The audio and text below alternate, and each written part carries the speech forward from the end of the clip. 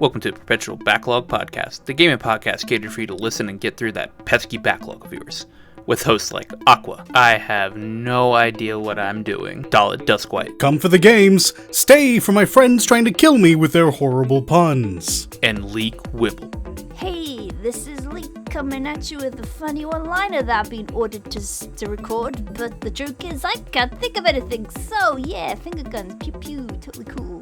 Alright, this time I'm actually recording this. Leek, this week in Ducks. Go. This week in Ducks? Oh, frick. I wasn't prepared. Let me think. I've seen a lot of memes, and people seem to know that I like ducks a lot. And yeah, I've been gifted many a duck, including one that I will share to you now.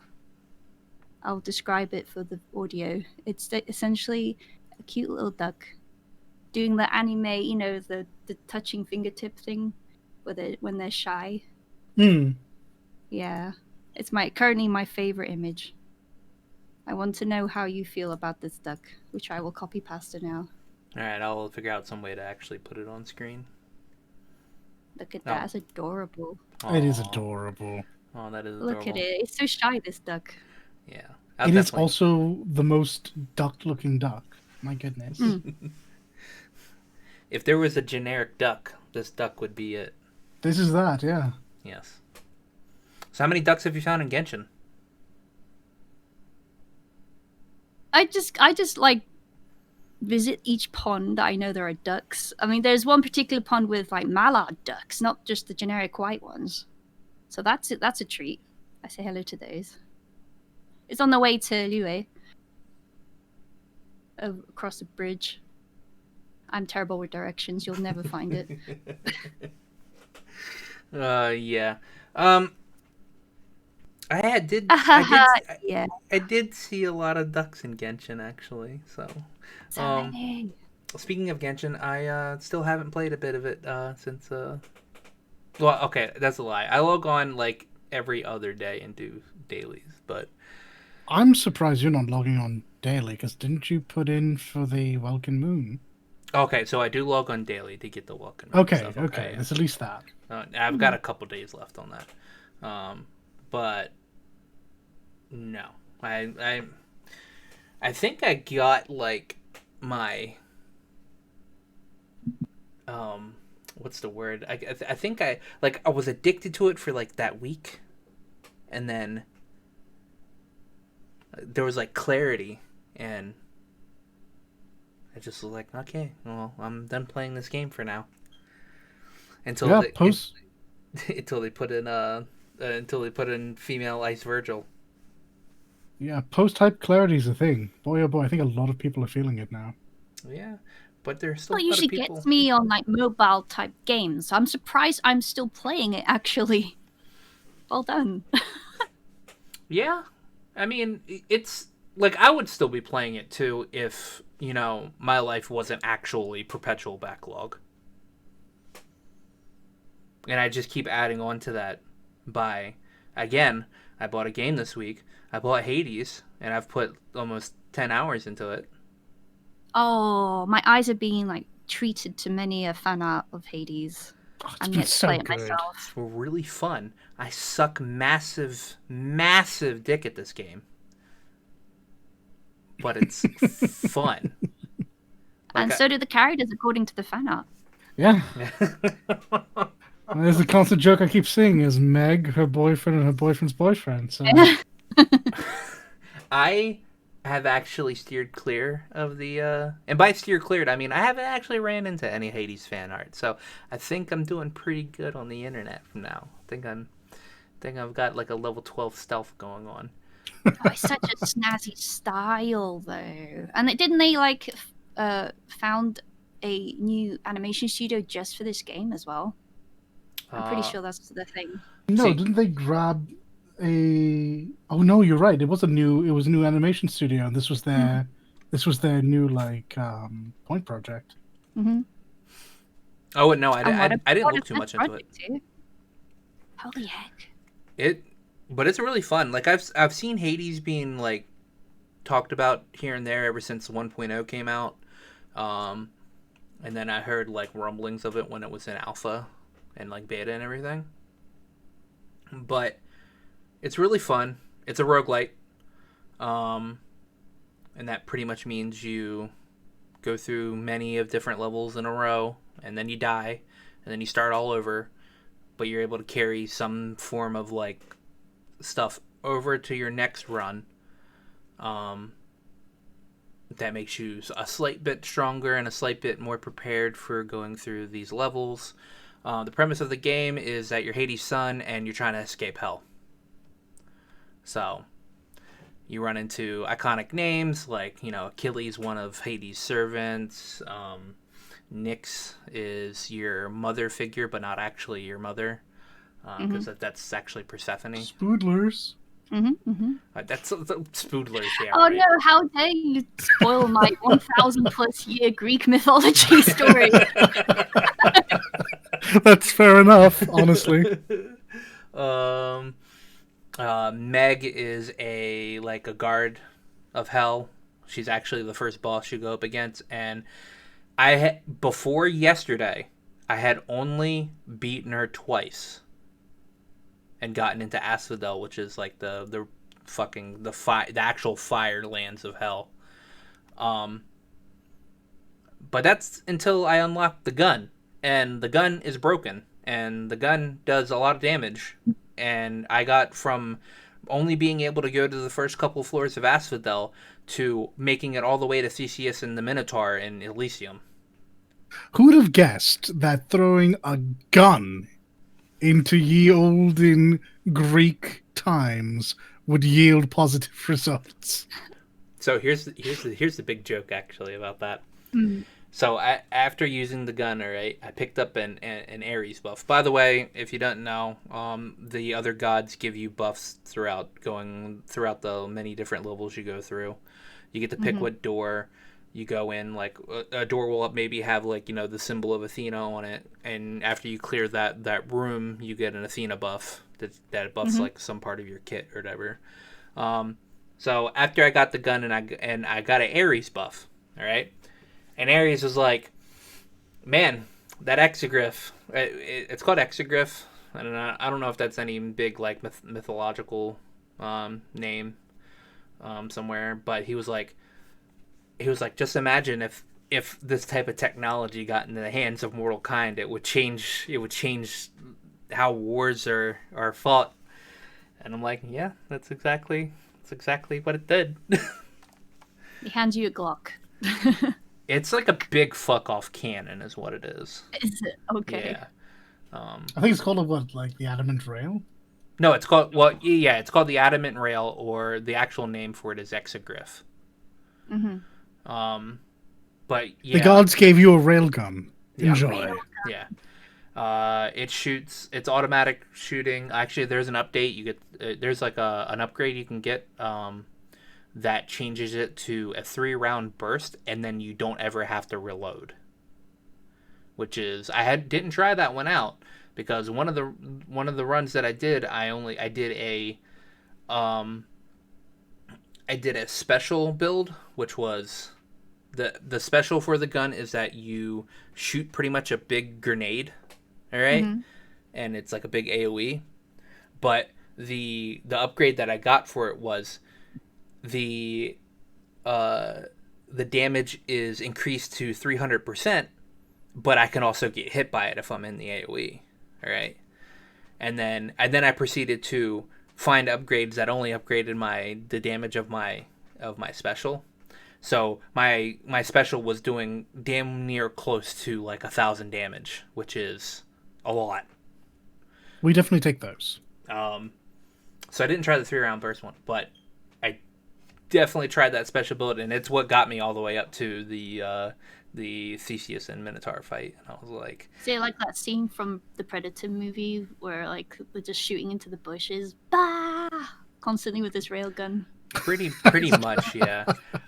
Pretty much everything. The gameplay is just me dashing around and going dash, or my special, which is just shooting out the grenade. So dash grenade, dash grenade, dash grenade, dash grenade. Just pandemonium everywhere. Yeah. So I played a lot of that this week. I felt like I played more of it, but Steam only says I played like 6.5 hours. Um, but I did feel like I played a lot more. I went through Bajda in 14. I went through all of that. The only thing I haven't done is I haven't gotten to the max metal, which is the resistance rank. I haven't gotten Hmm. to max. I'm almost 11, and the max is 15. Um, and I haven't done the 1v1s, which I probably won't do because I'm not really into that type of content. Um, but it's fun. The story's fun. Actually, the story's really good. So if you like Final Fantasy 12 and tactics storyline, anything to do with Ivalice, you'll really like the storyline because it continues the Return to Ivalice storyline back in Yeah, Stormblood. Oh, people were really? saying this is a continuation of one of the Stormblood stories, so that makes That's sense. good. That is good. Yeah, because the guy that's running the whole operation in Bajda is actually Gabranth. Now you don't Hmm. interact with Gabranth in this whole entire thing. Like he's You actually just not. see him in spooky cutscenes. Yeah, well, you don't even see him in most of the cutscenes. You're seeing all of the people that he's that works right under him. Oh, that's a Um, pity because I did see. I at least saw one very brief scene with him, and yeah, he looked great. yeah, you My do see one goodness. green. You do see one scene with him, but most of the scenes are just with his lackeys, which his lackeys are actually some of the most interesting characters in the entire actually 14 storyline. Really? Yeah, Oh gosh, I need to get well, my subscription up again. I want to yeah. play through it. The this whole story is being written by the guy that did Ivalice. I forget. I hear his name, Matsuno. There we go, Yeah. Matsuno. This whole thing's been written by Matsuno. So like Oda and Koji were like, yeah, just write what you want to write, and he's pretty much written a 14 version of pretty much tactics. That's Excellent, excellent. that's great. Um, Yeah, it'll be nice and consistent too in quality, so that's good. it's very good. I won't spoil much of it for you since you guys still need to go through it. Hmm. Um, some fuckery goes on in it towards the end. There's a final dungeon aspect type thing in there. It's like they're called critical engagements, and there's like one big one at the end called where you storm the castrum, Hmm. and you fight like three bosses. That's really fun, and it's not hard. It's not anywhere near like Bashta. So pretty much when you learn the mechanics, you're pretty much good. Doesn't take as much coordination as Baldessian Arsenal did. That's good. It seems like it's just extra side content for players to indulge in. Yeah. In 5.4 though, they're going to be adding in the Baldessian Arsenal type content. It's going to be called Delubrum Reginae, which actually translates to Queen's Sanctum. Because this is the Save the Queen storyline with Queen Gunhilda and her blades. Uh huh. All right. So that's good. I didn't play any WoW this week, but I'm going to pick it back up soon again. I don't think I played anything else. Oh, actually, I lied. We played Ghost of Tsushima There we go. multiplayer. We're We did, in waiting. fact. Yeah. That's I that's been fun. so you've not finished the story yet, right? No, I haven't. Right, Last- because last me mission. and Psycho have. We just have to do two more for you, I believe. No, we had to do a couple more. The last thing I did was the Tengu Warriors one. Okay, so it's probably 3 or 4 then. Yeah. That's fair. Well, you gotta get ready because later on we're going to be covering exactly what's necessary to get into those raids. Yeah. Can't wait.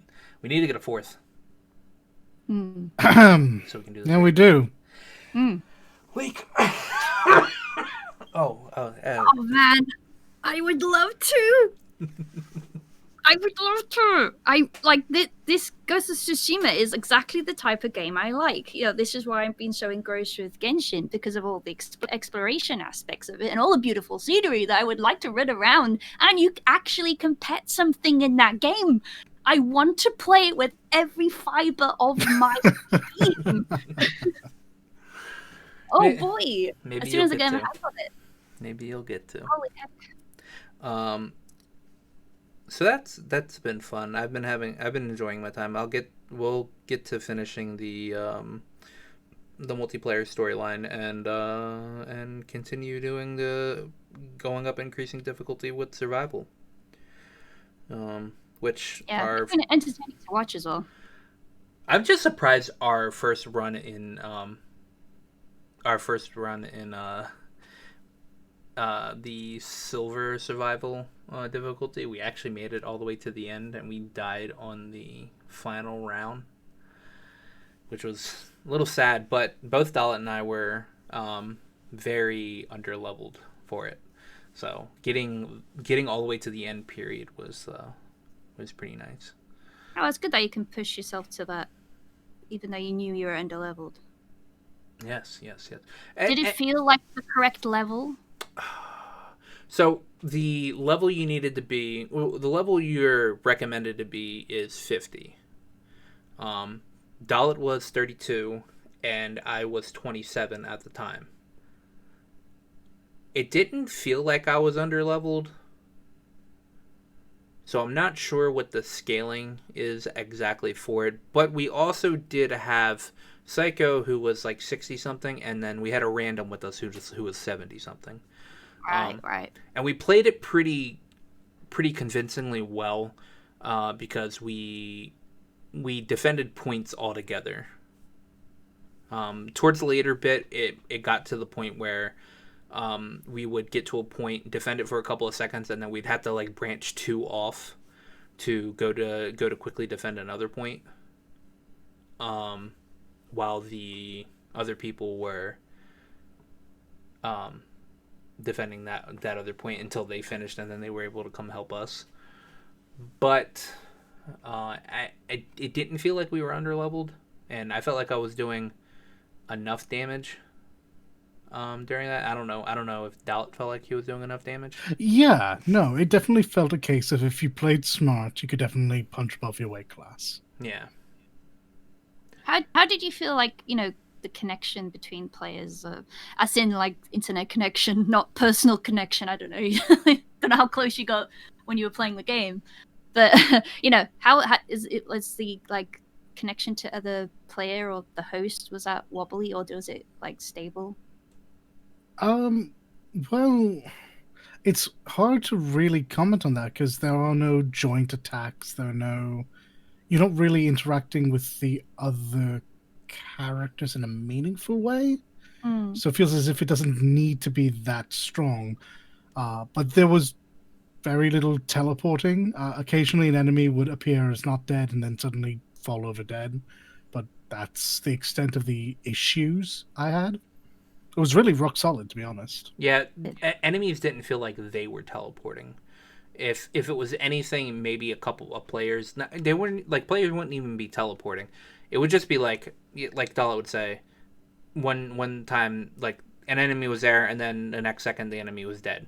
Like, it wasn't like they an enemy could just teleport from in front of you and behind you, and then you're dead because it like got the drop on you or something. It just felt like occasionally an enemy would be there, and then like if you had a teammate with you, that teammate would probably on theirs end, if they were like connected to the server a bit better than you were, that they would kill it before you, and then it would just drop dead. Yeah. So it doesn't feel disjointed or anything. It's actually one of the better multiplayer launches for a single player game I've probably ever seen. Like, in general, that's a flat statement. I don't think I've seen a multiplayer game like this function so well upon release. Feels I suppose like it's because they actually seem to have planned it from the beginning, not just slapped it on, which is great. But this is counting games that are built entirely around it, and I'm totally not side-eyeing Destiny when I say this. But yeah, no, it's like I guess it's because it had such a rock-solid foundation, but it really was just a step up, and for it to be free, and I know you have to buy the game, you have to have PS Plus, doesn't matter. For this game to be a free update to a game is stunning. Yeah, I guess since we're talking about it, we can go ahead and just fucking drop the raid requirements. The raid comes out the 30th, which is in 2 days.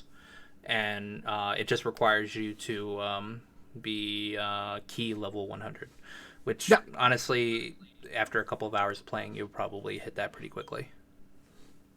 Yeah, I mean, in the grand total of 3 hours that we've spent, we're already in our 40s. 30, 40s. You might be. I'm in my 30s. I think I'm 35 exactly right now. All right, there we go. Um, Yeah. That's the extent of what I've played this week. You guys, Genshin Impact players. Yeah, see, I'm caught between having to do work and then also trying to find time to play other things, and also D&D. I do that a lot more. Oh yeah, we all as do well. that. We all do that. Yeah, no, I Yeah. do many games. Yeah, So- she's balancing a fair few of them. and not just playing, but also like DMing. also doing, yeah, and also DMing. Also, a lot of illustration work based on that too, because I get commission stuff. Blah, blah, blah. But yeah, my life is actually mostly revolving around D&D at this period of time. As much as I'd it's a like sweet to thing to have detach your my life body evolve around. and put it in like this time bubble, I could play stuff on the side too. Well, what about Yeah, you, Dalit? Like you said, we played a bit of Ghost of Tsushima. I've had a bit more time to put into it. Been playing with another one of our friends, Psycho. And other than that, yeah, the true Genshin Impact. I am at the point where I hate this game, but I am not going to stop playing it. Have you done that new event? Which one? There's a couple of new things that have happened. Do you mean The the merchant thingy, whatever. Yeah.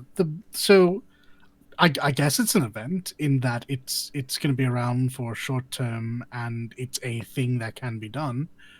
But yeah, this guy with a really, really nice pompadour has turned up in Mondstadt Oh, and is traveling around. He'll probably be in Liyue at some point as well. All right, I need to find him. He looks pretty great. You roll up, you go do a fetch quest, which is bring X amount of very basic item to him, and you get rewarded 30 primo gems, some level up materials, whether it be for your weapons or for your characters. Sounds worthwhile, actually. It's better than the co-op event. yeah. It still doesn't feel like an event. I am yet to have one of these events actually feel like an event in any other game, but they are certainly giving us something to do in this downtime. It's probably not enough. It's definitely not enough. But it's not just barren, I guess. I'm waiting for them to do an event where you can just farm ascension material, like most mobile games usually do. I mean, honestly, if you want that experience, literally just log in daily, grab a friend, and do domains. Yeah, but Yeah. then that drives into the main problem with Genshin Impact is resin. Oh, Still that's not pretty seen true. to. Still not seen to. People are saying that it's going to change in 1.1, and there have been a plethora of leaks. Matter of fact, let's chat about that.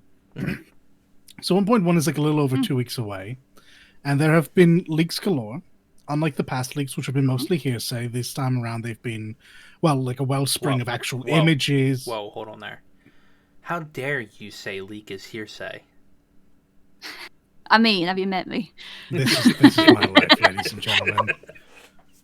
This is what I have to put up with. This is why the bumper at the beginning is what it is. No, it's very real.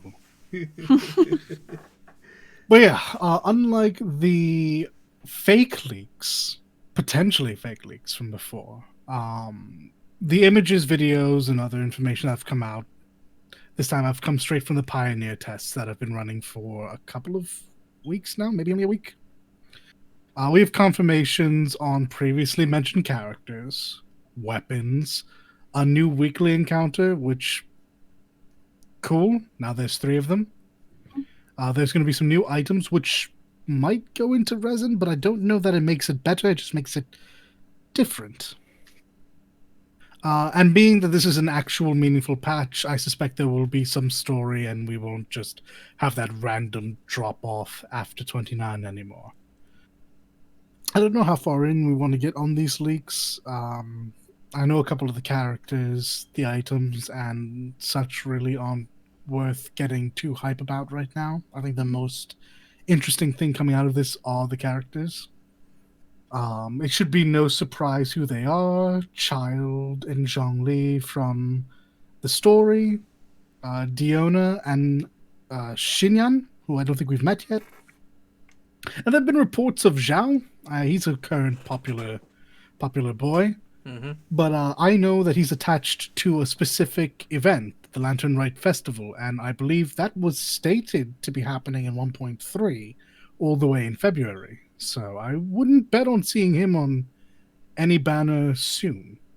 Wasn't it rumored to also be December's slating a new area for Genshin? Yeah, 1.2 is going to come with a new area. It's not what I think a lot of people think it is. Lots of people have, when they think new area, they expect a new country. Mm-hmm. Inazuma has been the rumored one because we all assume it's next. There have been leaks. We know there are characters from there that already appear in the game. Oh well, they've actually stated the like chapter outline for Yeah, it, and yeah. the next chapter is Inazuma. So yeah, the next country is Inazuma. The next thing that's unlocked is not Inazuma. No. It's the mountain. It's the mountain in between Mondstadt and Liyue. Giant snow mountain. I forget the name. I think it's Dragonspire. Hmm. So no new country, but definitely a new area, and who knows what that area might bring with it. That in itself is the 1.2 patch, I believe. So it should be another more meaningful patch. We should be seeing new characters, probably another extra weekly thing to do. It'll slowly but surely be addressing the content lull with every patch, however, without adjusting the resin situation. Doesn't matter how much things there are to do if no one can do it. Yeah. Is the Ice Virgil lady slated in 1.1? No, Kamisato Ayaka is not slated to be amongst the characters that will be in the banners that come in 1.1. I should imagine she'll be somewhere in 1.4, which is the rumored drop date of Inazuma. She definitely strikes me as a character who's going to launch with her country. Yeah, that would make sense. Yeah. I'll just save up Prima Gems for her. I'm right there with you, friend. I keep telling myself, you can save up, it's fine. But like as soon as I hit like enough to pull one, I'm like, I've got a problem. Before you know it, it's gone. So funny you should mention that. In other interesting news concerning Genshin Impact, two major content creators, Zeal's Ambition and MTash, have kind of put aside their big 5-star super buff units, whaled for account, in favor of moving forward with a more free-to-play stream setup. Really? Yeah, at least with MTash, the reasoning was he didn't want to add to a community based on pulling. He felt bad that there were hundreds of people throwing thousands of dollars at him and perhaps setting up the wrong expectations for players to play the game. Yeah, people come to the stream, they see someone pulling 10 pull after 10 pull after 10 pull, and they get the wrong idea. They think they should have to do that, and of course that leads to people with a lack of control potentially putting themselves out who knows how many hundreds, if not thousands of dollars. Yeah. I'm a bit dubious as to this being his reason, but regardless, that's what he says, and that is actually a great thing to see. Zeal's Ambition followed soon after with a very similar reason. So, while I don't think this will change anything for MiHoYo going forward, it's a nice gesture to their potentially effective fans that I will once again say have donated thousands of dollars to these streamers to see them pull for all manner of waifus. yeah, Yep. I don't buy their reasoning for a second, but it's a good one. Yeah, Yeah. I mean, it's actually quite responsible because people inevitably look up to streamers and want to follow in their footsteps and yada yada. Absolutely. So, yeah, even though they're not super famous, they are still figureheads of a sort. Exactly. They are still public figures. They're called influencers for a reason. Just so. Just so. Mm. Yep. So, is that all the Genshin? That's news really and what all I can things think talk about? to say on the topic without just going on at length about how unhappy I am with the end game. Well, for those of you that know that we record this on Monday, we decided to not record this on Monday. We decided to record this on Tuesday.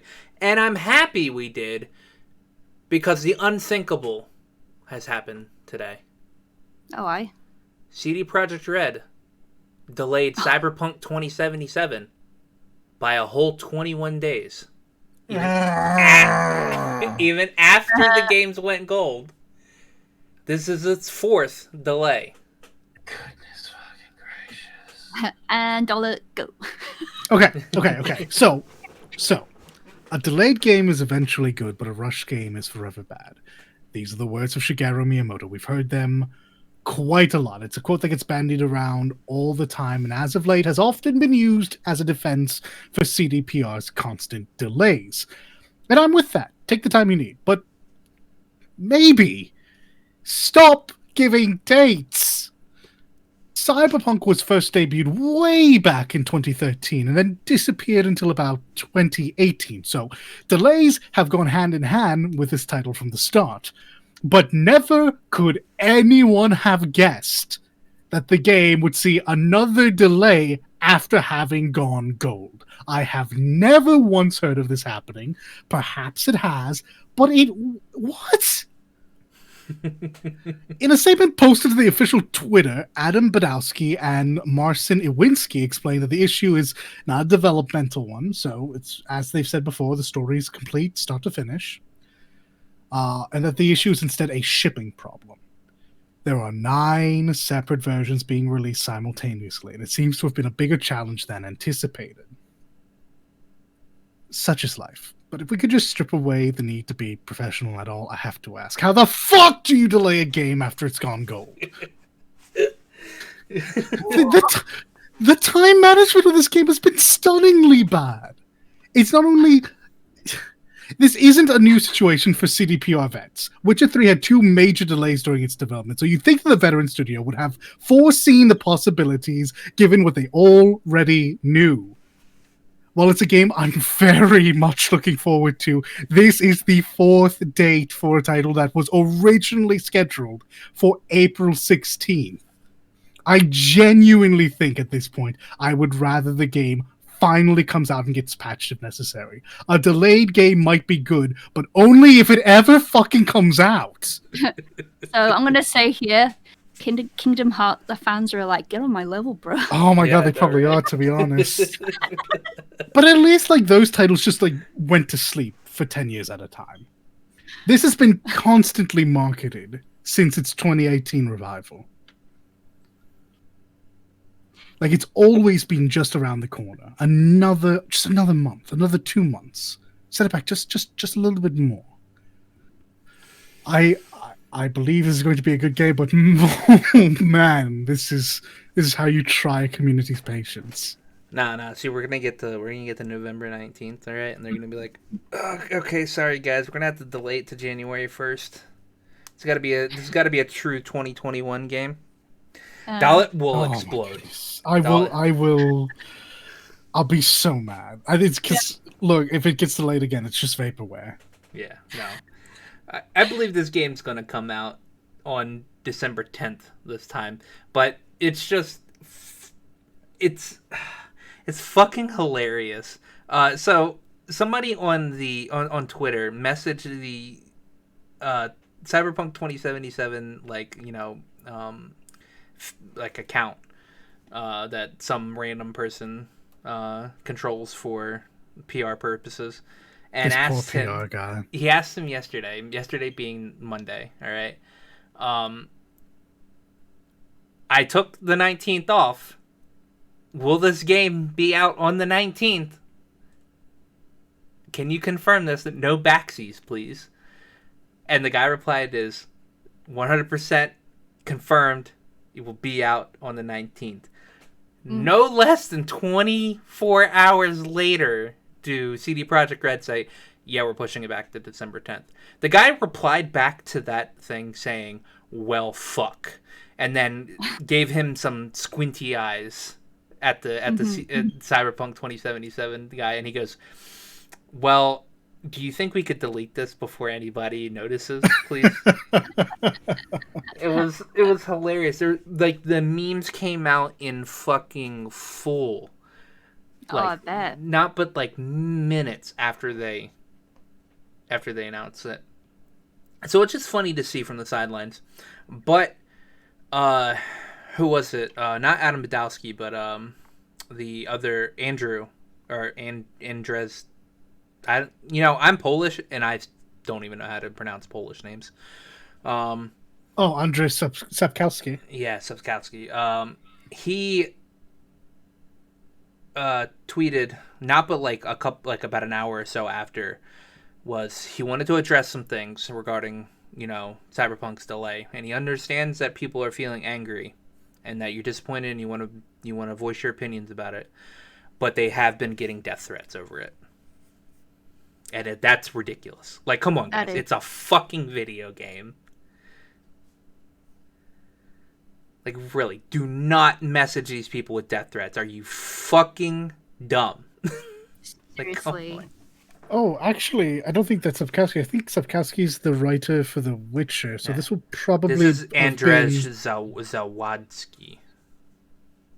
Okay. I posted the You did. the You tweet. did, yeah. Like the studio and the devs are already stressed because of having to delay. I am sure, and the last thing they need on top of that is death threats. I feel really bad for CD Projekt Red developers right now because their game went gold and they couldn't even celebrate that the game went gold because people were so blown up about them having to do crunch, which apparently most of them were okay with doing crunch because they just wanted to get this game out. All right, they wanted to celebrate that, but they couldn't because everybody was like, crunch is bad, which it is, but it's just it's different on a company by company basis. All right, and then now they're getting death threats because they delayed the game by 3 weeks. If you can't wait 3 weeks for this video game, then you just don't deserve to play this video game.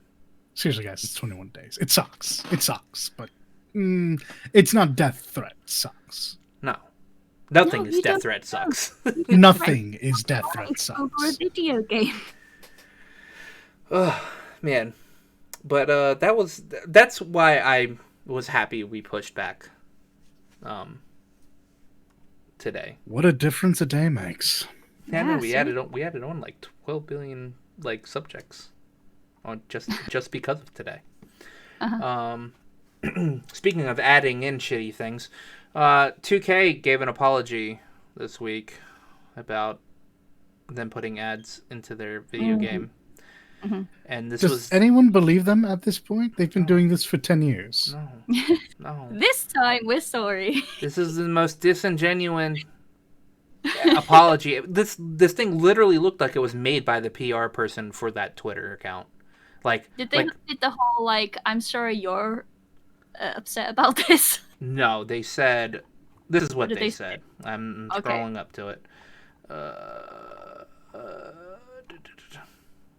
I forgot how much stuff we have. Holy crap. So much stuff. Oh, God. Okay, as many are aware, in recent years, ads have been integrated into 2K TV segments. Yesterday's 2K TV ad placement impacted our players' experience in a way we didn't intend. Bullshit. As these ads are not meant to run as part of the pre-game introduction. Bullshit. This will be fixed in future episodes. Bullshit. Thank you for your continued feedback. Oh, bullshit, because they don't thank anybody. I can't wait 1 year from now to roll around and for us to have to cover this story again. And for me to have to, once again, say the words, "Didn't we cover this already?" They Like, this told happens every time. Yeah. There's nothing surprising about this, and outwardly just lying and saying, "No, we didn't mean for this to be the case." How can you be so bold-faced? Like, we know better. No, it's not even boldface. They're just like, they just don't care anymore. They never cared. Like, So here's the thing: they clearly do care because they care enough to lie.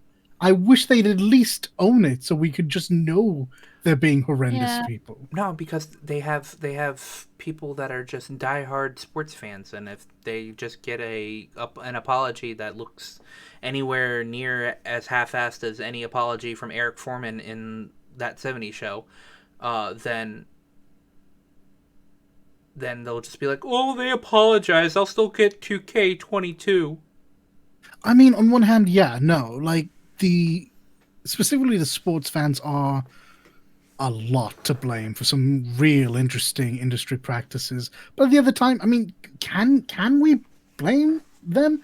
These are executives who know the market and study the trends and are using those against these people. Mm. Like honestly, fool me once, fool me twice. Sure, they should know better by now.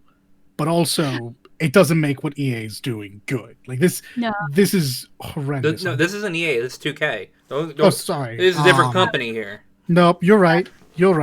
Sorry, slip of the tongue. EA shitty. I mean, yes. I mean, it's like handing Cookie Monster a cookie and then him eating it and going, "Oh, I didn't mean to eat this cookie," but then you kind of know his deal. Like, Yeah. It's like hey, going up to a crackhead. Hey, here's some crack. Now don't smoke the crack. Just hold on to it. 5 minutes later, the crackhead's going to smoke the crack. Like, that's just how it is. It's just this weird situation where fundamentally you can't monetize sports games fairly. Because it would mean they can't put them out every year. No. Because realistically, all that would change year to year is the roster, which could be updated via a patch. Mm-hmm. There are not graphical updates every year. There are not major changes to arenas every year. Nope. So but somehow, everyone knowing this, people feel the need to go out and buy these games every single year instead of putting people like 2K into a position where you pay $10 for a patch. Because I realize they have to make money, but they shouldn't be making a full new game's worth of money. Mm-mm. I don't know why sports games are even sold at. Like, I know why sports games are sold at full price. I know why, because they're all greedy. I don't know why people still buy them at full price. They're not a full price video game. They haven't been a full price video game for at least a decade. So, who knows? I'm tired of companies shit. There's like maybe 3 good companies nowadays, and even some of them are just kind of like meh now. So, Leaks, your turn to be angry. yeah. So it's just like shit company again type of situation. Although not directly, it is not a games company. This time it is a movie studio. So we all know about the Monster Hunter movie that will be coming out. We've already shared our feelings about that. But I am going to be a little bit miffed about also, once again, skimping on money, trying to be cheap. So just to preface this, the studio had a budget of $60 million to spend on making the film and marketing and all that jazz. Now, recently, Screen Gems are working with talenthouse.com. And it's like an art website with various things, but they're going to be running, or they are running, an art competition there. Now, just to, like, I suppose most folks, like, the cash prize is $2,000 for the winners. And they're going to have like 5 winners. So the pool is like there's a 10K for the money prize pool. Now that seems great. But then I'm saying again, $60 million budget. And they are 100%, 100% using this to get cheap labor. and cheap marketing and content creation and using social media to spread it around. Absolutely. On the cheap. It is exploitation. It pisses me off so much. So yeah. I mean, not just like the money pool itself. I mean, it's promising a lot of other things too that is kind of dodgy. It is complete dodge. Like, they promise maybe we will use your artwork for promotional material and marketing stuff and merchandise. Now, for a professional illustrator or graphic designer, etc., there would be a lot more money involved. A lot more money involved for this, and specifically, like, contracts will be written for this, and usage agreements and that kind of thing. Now, just to give you an idea, a simple usage agreement could at least run you by, like, I mean, I'm looking with American dollars here, so I've been referencing a website. But for example, usage scenario 1. I'm using fastcompany.com, by the way, if you want to reference this yourself. But usage scenario 1 plus $5,000. The client may use the artwork in magazine and newspaper ads, domestic and international, for a period of 1 year. That's just for 1 year to use. That's $5,000. Like, and then, like, what I'm miffed about mainly is that the agreement that every competition entry person signs, they have to, like, completely sign away any artwork that they may enter. And this even includes the people that don't win. So any artwork that you are going to submit is no longer yours. Technically, you cannot sell anything from it. You can use it for portfolios and post it on social media for personal use only. But everything, essentially, they're buying out from you. And for a professional, like, artist to, like, give complete usage to the person that they're making the artwork for, that is like professional levels for big companies, like a film studio that has a budget of $60 million, right? A buy could be like as much as 25,000 grand, like 25,000. Like, that is not 2,000. No, They have crazy. enough money. They have enough money to give a bigger prize money to the the winners at least. And it pisses me off so much. And like if we're reading like the agreement, actually, I probably shouldn't read out the agreement just in case we get shafted. You never know. Essentially, it's saying like everything. Like you should be satisfied. You agree to be satisfied with the price that we have offered. You can't complain. You can't do anything else. That kind of thing. And once that is done, that is done. So like, Hi, yes, we're shafting you for thousands of dollars. You're signing away everything you possibly own from this, and we're going to make all the money. Yep. Yeah, like, just you're not allowed to claim royalties on merchandise if they ever sell it as merchandise and that kind of thing. But that's the thing. It's like, you're happy with the $2,000 you could possibly win, and that's it. Thank you, bye. Oh yeah, by the way, folks, please post on social media and advertise us for free. And the frustrating part about that is they will. It's impossible for the companies involved not to know the negative feelings of the community. The bad blood that comes with the director and the lead combo, the subpar trailers. Honestly, the only saving grace is just how good the monsters look. But people are going to drag this movie. But it doesn't matter. To them, this is just a way to get people talking about it. Even bad press is press. Yeah. And they'll take that. It'll trend, even if it's bad. It's true. Like any sort of like traffic on online essentially is good for them. They did state as well that you're not allowed to use anything from the games, only movie stuff. Bizarre. Like, full stop. Yeah. It said you could actually use you have to be careful if you use the likeness of the actors, though. The actors themselves have to decide if they want to be used, depending on the artwork. Hold on. Are you just able to use the desert and a couple monsters? They supply references. You're not allowed to photo bash the references they supply. It has to be original artwork that you've produced yourself, but they do supply examples. If you do use a reference of the likeness of an actor, it depends essentially how well the outcome is of your artwork. If it's great, then oh yeah, I like that.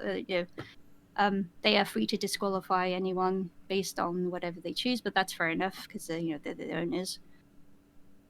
Yeah, I don't know. It like on the outside, it looks great, and I'm not judging whoever enters this competition because I don't blame them. It's a fun opportunity. If you're not a professional illustrator, but still, I feel so frustrated on their behalf as well.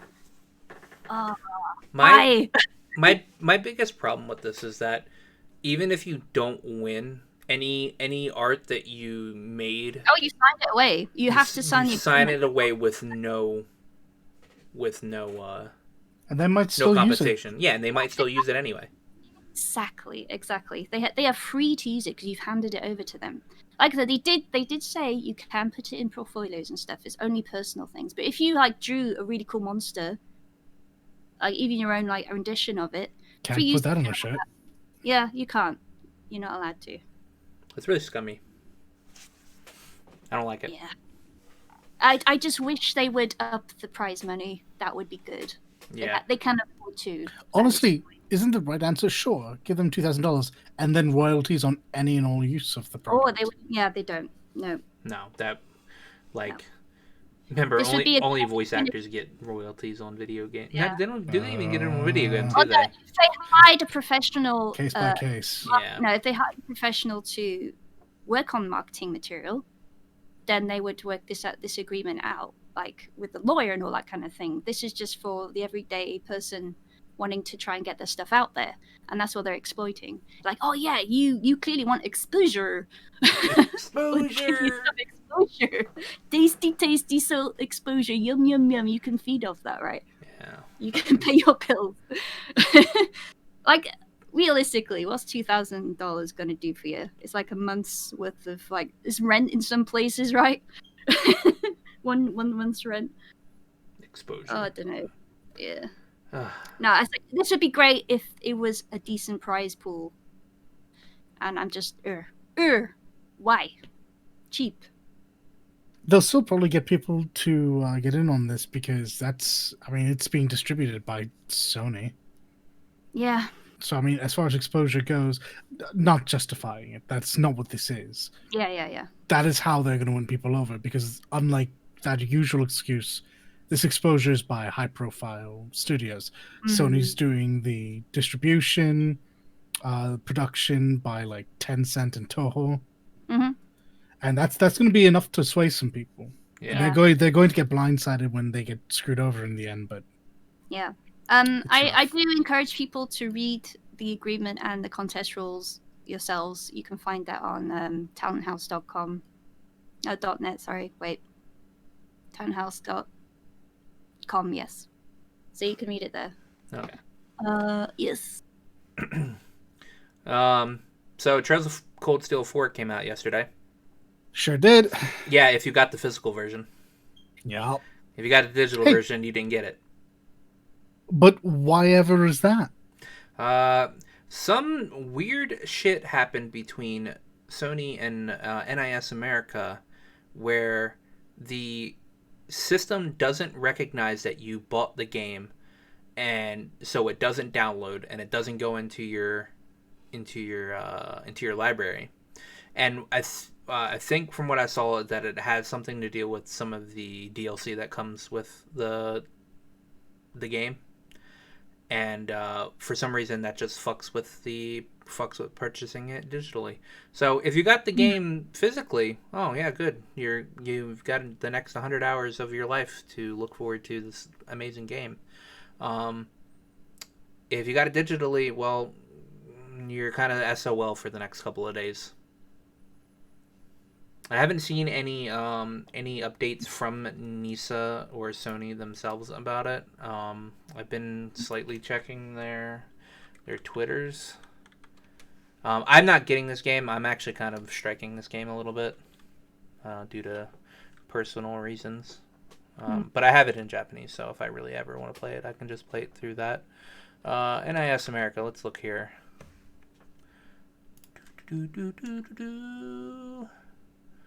We are continuing to investigate the download issues regarding Trails of Cold Steel 4 and PSN, so we are postponing today's launch stream in order to focus our efforts. We apologize for the inconvenience. We appreciate your patience and understanding at this time. So yeah, that is literally the only thing the PR account has said about that. And I'm pretty sure Sony hasn't really said anything, because while it's probably on them, their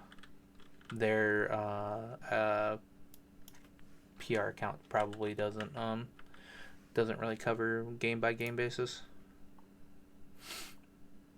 Yeah, I don't see anything on there. It's just next gen stuff that they have talking about it. But yeah, so it feels bad for all you people that got it for digital, but just wait a couple of days and I guess they'll get that all sorted out. It's really crappy because Cold Steel 4 is actually a really good game. Like I said, I've played it in Japanese, and it's actually it's not better than 3, but it's damn near well up there. So yeah. You're still hoping that gets sorted. I just don't know how they fucked that up. Like it didn't preload. I think a version of the game preloaded. But I think like certain versions of it just didn't preload, and then like it didn't download at all. So really sucks. This is already a niche game, so not many people, not like they don't have like the super huge player base and like a super AAA game would have. So that really sucks for Falcom because they put a lot into these games, and any type of like outside of Japan launch of this that goes wrong kind of makes them a little unweary of little weary of like localizing video games. So Hmm. and NIS America has a really, really bad track record with video games and localizing. There was a big debacle with Ys 8, where the localization for that was absolute shit, and then the PC version of that was riddled with pretty much as many bugs as Marvel's Avengers has. And so they had to patch both of those. They had to patch in a new localization for Ys 8 when it came out for PS4. Oh wow! And it took them like 2 months to do it. So was this all the dialogue and all the dialogue, places, name of places? There was actually. Let me see if I can find Ys 8 bad localization. Yeah, there was a flurry of like really, really poor or critically poor reviews about that at launch. So there's a place in Ys 8 called. It's not called this now. I don't know what it's called now, but the bad localization name was Archaeozoic Big Hole. Okay. You know, we're going down to the big hole. The big hole. Big hole. Like what that the original like localization of this game 100% had to be Google translated. Oh no. And you hate to hear that, don't you? What do you think was it actually supposed to be? Abyss or chasm, likely. Yeah, abyss. Yeah, like probably Archaeozoic abyss or chasm. Right, wow. That would have been a correct localization for it, but it was probably like what would have been translated in America as just big hole. In Japan, literal translation, not okay. Yeah. Well, this is a weird thing that used to be a bigger issue than it is now. It still crops up as per Ys apparently, but there's this weird disconnect between the JP and the US sides for translation versus localization, and it's a very big difference. lots of things can be translated, still won't make any sense as per the big whole. But getting a team to properly localize your media is hugely important. It is, yeah. I mean, I know a translator who also does localization here, but she's bilingual. Hmm. Yeah, I mean, there are people who do this as a profession in Japan. There's quite a lot, actually. So this is quite weird that's happened these days. I mean, it happens a lot in America, especially Yeah. with the popularity of. I'm going to throw Namco Bandai under the bus, but only because they're the only ones I can think of at the moment. They have a pretty nasty habit of just translating their games. And I don't even mean that they don't localize it, but there's no voiceover, there's no nothing. They literally take the game as is and make it so you can read the words on screen. Right. Koei And they Tecmo don't does mean- that as well. They do it. This is another one that does it like that. So Could lead to such weird things. this is not at all a one-off. This has regressed in popularity. I think companies were understanding that they probably should put some time into it, especially the companies that weren't putting out a dub to begin with, Hmm. because then the translation becomes even more important. Mhm. But yeah, every now and again you get a dud, and it's just this weird remnant of the 90s. And they set them up the bomb. Yeah. Just so. Thankfully, Trails doesn't have that problem. Trails' localization. No, it's been expertly localized. Yeah, and that's mainly due to the fact that the first half of the Trails series was done by Xseed, and they had a great team on Xseed. And then when Yeah, they did. and then when when Xseed decided to not partner up with Falcom to do 3 and 4, most of the people that were in Xseed that were doing that that specific series left, and they're not in NISA or NIS America, but they're working with them to localize the rest of the Trail series. So Right.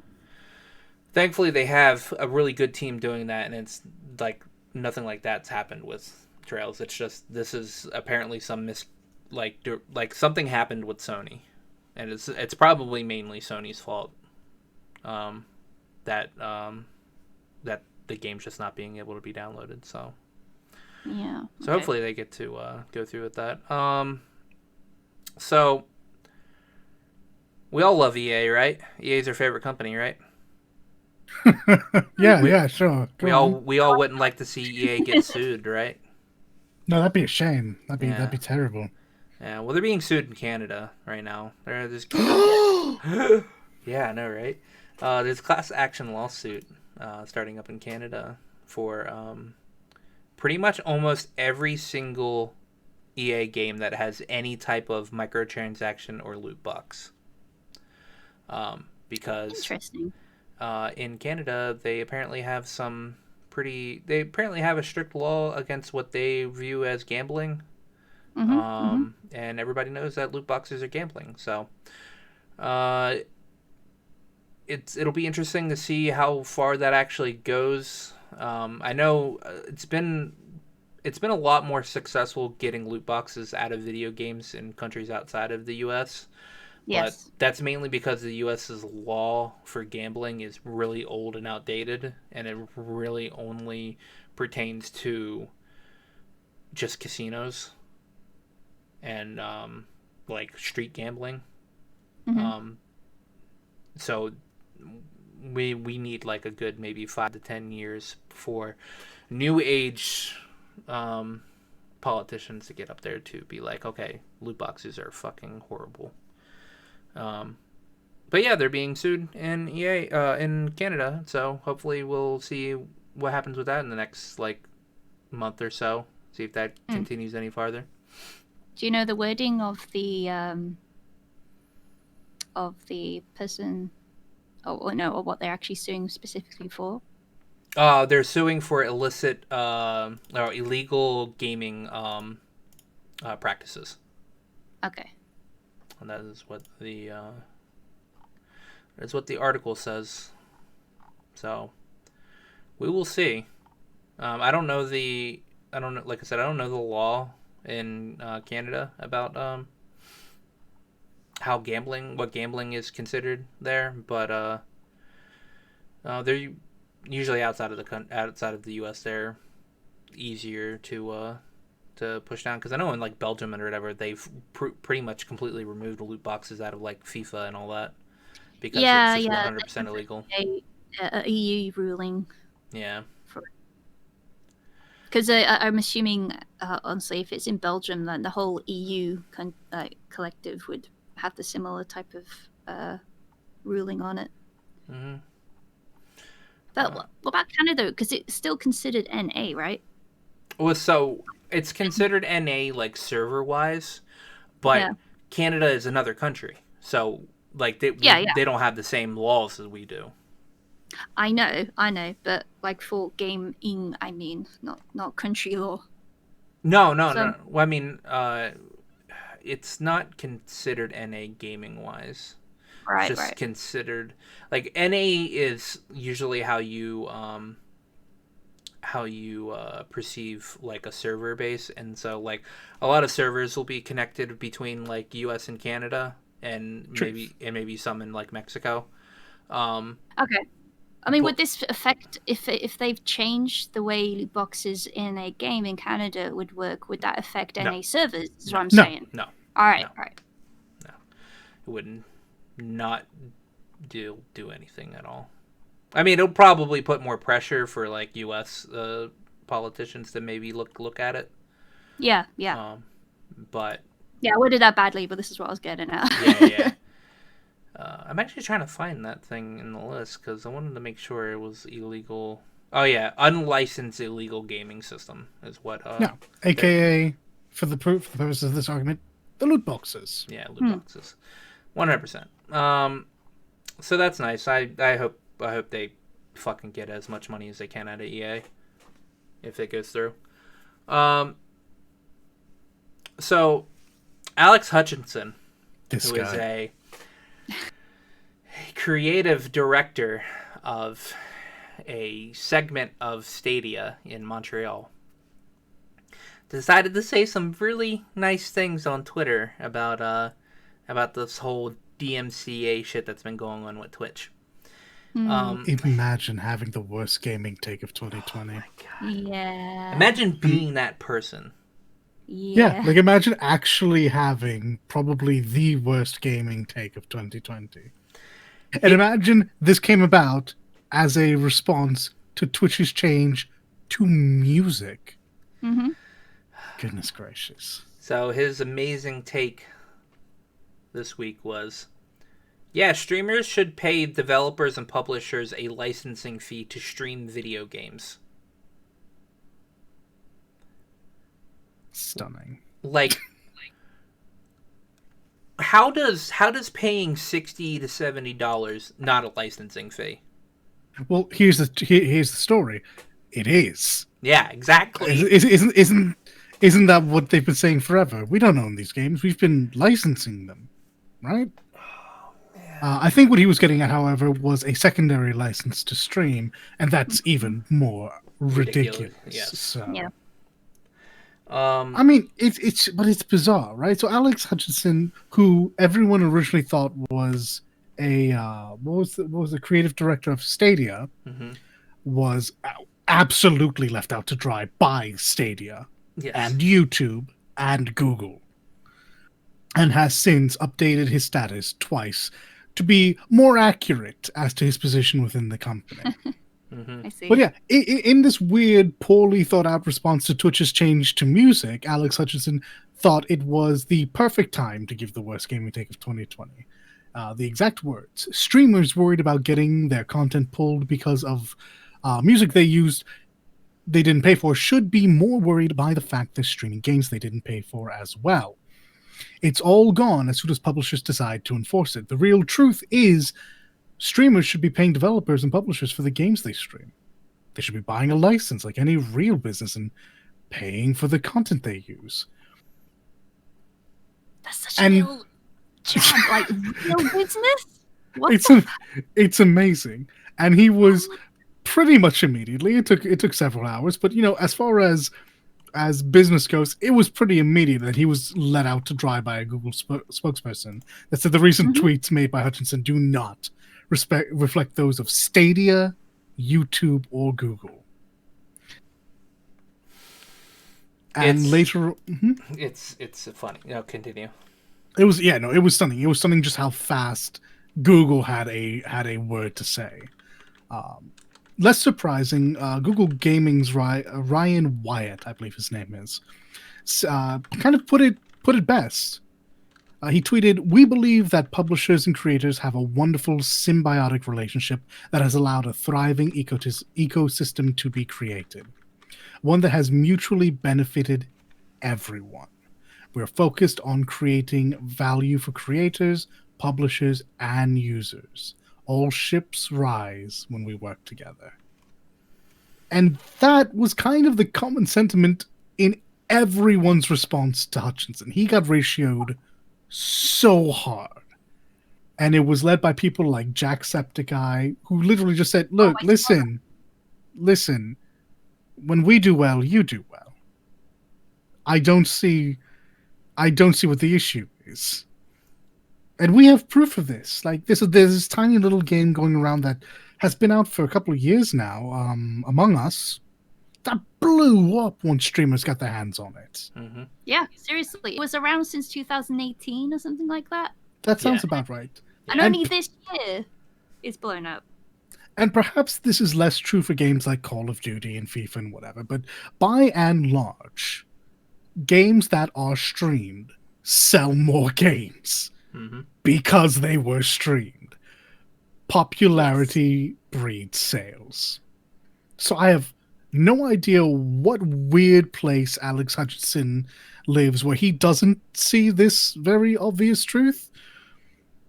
But boy, oh boy, he got hung out to dry for it. Rightly so. Absolutely. Absolutely. What a horrendous take. I don't understand how he could think like so the biggest issue I have with this statement, all right, outside of the whole they needing to pay for like a licensed stream, what makes him think streamers aren't paying for their games? No, it's not so much that. Though if I had to bet on it, he probably also thinks that. But the more I look at it, the more I see he was looking for that secondary license, not just to own, but to stream. Yeah, but Starting to treat Twitch more like cable. Yeah, but he specifically stated that games that streamers do not pay for. Like he specifically stated that. In that regards, it will be for the streamers that are lucky enough to get review copies or get sent games out, in hopes of generating hype for the series. Who are way of thinking. Who are given copies by the publishers themselves to promote specifically the video for game. this. Yeah, that's the one thing about it. It's like, did you think what you were saying? No, he very clearly didn't. It's impossible. So I've got this like an image in my head now. There's like two small versions of him. One that's spouting the nonsense on Twitter, and the other one going, "No, stop talking, please. Oh God, delete, please." Goodness, I assume he was having a very bad day and decided to take it out on the gamers. Boy, oh boy, that didn't work out for him. No. And thankfully, Google and Stadia decided to say, hey, no, that's not what we think. And he immediately changed his stuff to, his correct thing and saying that my opinions are my own and not of Google or Stadia at all. So, yeah, actually, that is a huge relief that those big names and companies put down immediately. Because just imagine, God, because there is a world, right, where they back him, and we're all terrified. Suddenly. Yeah.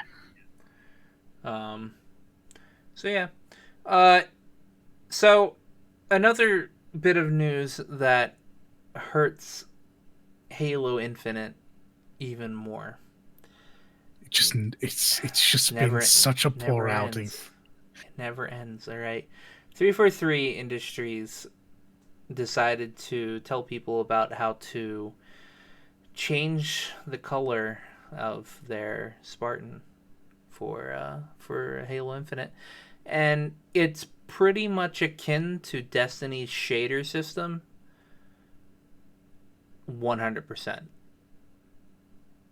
And that you get probably most of them through microtransactions, and like probably a season pass that every video game's going to do now from now on. Yeah. They did assure that you'll be able to get some customization stuff through gameplay and not only microtransactions, but it's such a horrible idea. Period. Like I don't I understand it's greed, but like one day we're just gonna stop getting these games. Well, let's tackle it for what it is first, because it's a bit more nuanced than just bad company, no want customization. The weird loophole they're trying to get into is the fact that the multiplayer will be free, therefore they have to find a way to monetize somehow. They've just chosen like the worst possible route. Yeah. If there is one thing that Halo has always been really good about, it's that you can trick out your Spartan, or I guess Elite in some of them, to look pretty much however you want. So to suddenly now lock that behind paywalls is not a great look. Mm-mm. But also, I'm not sure what else they were going to do other than, maybe not make the multiplayer free. So, like, there's nuance here, but it was never going to end well for them. Yeah. Like, no matter what choice they made. Once you take away something that's been a part of the game since forever and suddenly lock it behind a paywall, this is what happens. You think we're gonna start to see more like multiplayer games do this? Free multiplayer, but heavily monetized. I mean, because you can. It's obviously got to be like the better route to get money out of people. I think so. It has done this for a long time though, like especially MMOs, free to play MMOs have a cash shop where they can Exactly. customize, your characters. That I don't mind. Like I don't mind if like a new game comes out, it's free to play and it's monetized. All right, like Genshin Impact, that's heavily monetized, and like but it's free to play, and it's honestly the quality of it has the quality of a AAA game. Yeah. But this is Halo. This is a game that's going to sell just because it's fucking Halo. All right. Yeah, it is strange that they've chosen to do this with such a well-known franchise that was always going to make its money back. Though maybe not, given all the bad press surrounding it.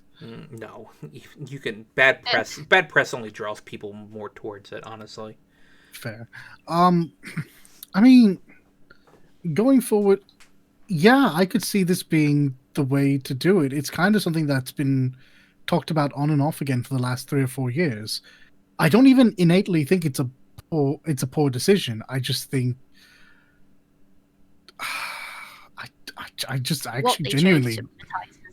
I mean, no, because I think what they chose to monetize is probably the correct choice in most titles. Like you can't in a first-person shooter lock guns behind a paywall. You cannot do that. That is actually pay to win. Mm-hmm. But then what does that leave? That leaves the avatar. So do you lock behind like reaches, different helmets and pads, or do you lock behind colors? They might have fundamentally made the right decision. It was probably always just a poor decision to break down Halo piecemeal.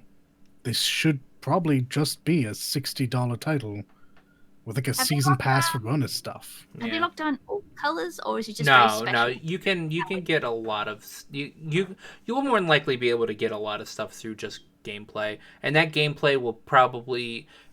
So what I think it most likely is you'll have the free battle pass for Halo, which there's 100% going to be a battle pass. There's no way they're going to make this free to play multiplayer is not going to have a battle pass. No, there's been a battle pass retroactively put into a lot of the old Yeah. Halos now. So of course this one's going to come with one. Yeah. So That goes without saying. their gameplay, you can get it through gameplay, will most likely be through the free part of the battle pass. There will probably be a battle pass you have to pay into, because that's how most battle passes are, and then you might get cosmetics through like doing some certain achievement or something throughout the storyline or something like that. Who knows? Yeah, I'd like to follow up on this one this week and just get a better feel for what exactly they're doing, because this could be a case of it's mostly benign to it's kind of shitty. Yeah. I mean, to answer your question before, I do think this is the future for especially first-person shooters. Yeah. This is something that was talked about for fighting games when Killer Instinct launched. When they launched it was essentially free. You could pick it up. You only had access to Jaeger, but you could buy other characters as you wanted them. You didn't have to potentially purchase all these characters you weren't going to play as, and it kept the price down. That ended up not being the way the fighting games went, as we just went back to what we knew, buy the initial roster, and then pay $15 for every expansion. But potentially with games like this, with a much larger player base, I mean, we've seen it in Fortnite, we've seen it in PUBG. Yeah, I think a free multiplayer that's monetized is probably the best way for them to make money. Yeah. We'll see. Probably more news will come out within the next couple of weeks, because people are still talking about it. The more information we get on this, the better. That's for certain. So a while ago, I had just pulled this up, and I don't know I don't know why I closed it, because I was actually still reading it. A while ago, a lawsuit against Human Head Studios by publisher Ragnarok Games. Yeah, by publisher Ragnarok Games came out because they seemingly pulled out the launch day of Rune 2. They amended the lawsuit to include ZeniMax Media and Bethesda Softworks, to state that they hired them to work on a Roundhouse announcement. And so it seems like they bolstered their lawsuit pretty well.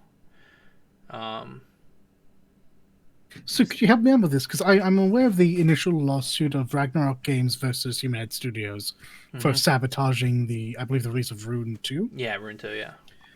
I'm aware of it.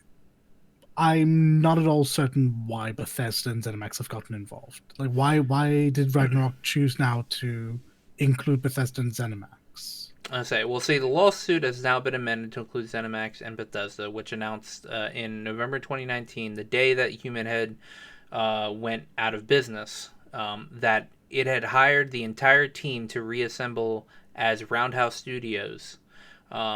Human Head's initial Roundhouse announcement, available on the internet, implied that the studio had reached out to Bethesda after the decision to close had been made.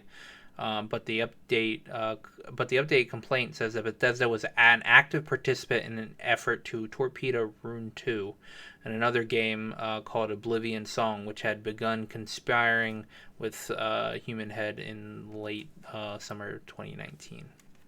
So, I think what it was that Human Head's Human Head probably had, is what they're saying is that Human Head has probably conspired with Bethesda to probably sink the studio to get brought on into Bethesda, so they didn't have to work on Rune 2. I'm still trying to figure out, why did Bethesda see this as potential competition within their studios? Would this compete with, like, probably not Fallout, but like Elder Scrolls? I mean, it's a possibility, but so Bethesda tanked it so as to not have that be an issue. Either that, or they did it to get the source code for it, because maybe they wanted to make a game that's like Rune 2. Okay. Oh, that's so shitty though. So yeah. They're locked out of their own stuff, aren't they? Yep. Yes. Oof. So that's a bit of a shitty development. I don't like when gaming companies conspire with each other to fuck over other gaming companies. Yeah. It's really shitty. And if it is true, then that even more makes me not like Bethesda, because I already don't like Bethesda at the moment. So, yeah. We'll probably keep looking on that, because obviously that lawsuit is nowhere near done. That's probably going to take a couple of years before that even gets either thrown out or God. gone through. All the source code and stuff they've developed? Because they'd have to. Oh gosh. Yeah, I should so- imagine that we won't ever really hear the end of this, though. Yeah. No. I think that this will be settled out of court for some, Oh, and then most likely. everything will be sealed and we'll never know. Yeah. Exactly. But hopefully, it all, I mean, Bethesda will probably be like, here's some money. Fucking Ragnarok, here you go. But, yeah. So that's all of our shitty news that we've had this week. Yeah. We've got the bad stuff out of the way. Got all the bad stuff out of the way. I mean, I guess this next one's kind of bad, depending on how, on what is, depending on how you view it, or like if it just means it's going to be delayed or whatever. But Persona 5 Scramble is not listed by Koei Tecmo's second quarterly statement for next year anymore. Yeah, I'm not sure what to make of that, because we've had English teased to us. So Yes. I don't know if this is just their way of silently going back on that, or if they just felt it didn't need to be brought up again. Like, I genuinely have no idea how to take this information. Who knows? I think that means just it's probably going to be delayed at some point in time, which makes sense, I guess, because it is a localization, so it could be the same. Going back up to Trails of Cold Steel 4, I did get some, I guess, like not insight, but like possibilities of what could have happened with them changing voice actors.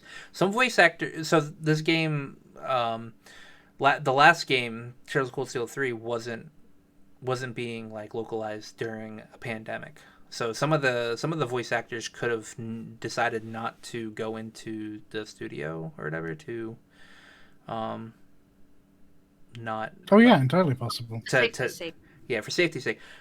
Which I understand that for, I guess, maybe some of the voice actors. I'm still a bit iffy on why Marisha's not in there, but we're not going to get into that.